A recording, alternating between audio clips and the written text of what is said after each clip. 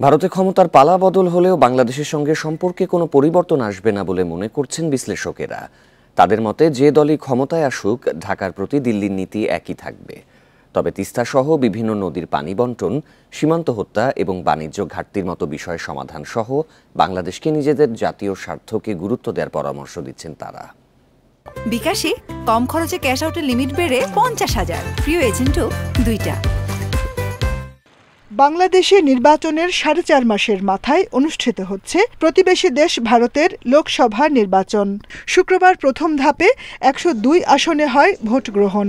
7 ধাপের এ নির্বাচনের ফল জানা যাবে 4 জুন।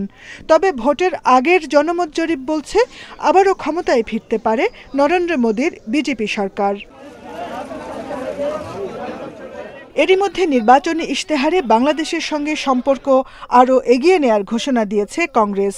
আর বিজেপির সঙ্গে বাংলাদেশের সম্পর্ক এরই মধ্যে প্রমাণিত। আন্তর্জাতিক সম্পর্ক বিশ্লেষকরা বলছেন, দিল্লিতে সরকারে যেই হোক, ঢাকার সঙ্গে দ্বিপাক্ষিক সম্পর্ক ঠিক থাকবে।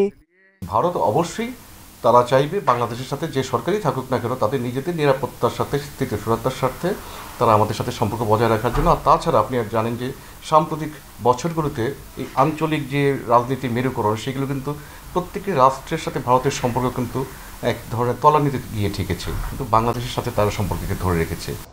ভারতের সাংবাদিক ও বিশ্লেষকরা বলছেন, গত 10 বছরে বাংলাদেশ নীতিতে পরিবর্তন আনেনি দিল্লি, ভবিষ্যতেও এর ধারাবাহিকতা থাকবে।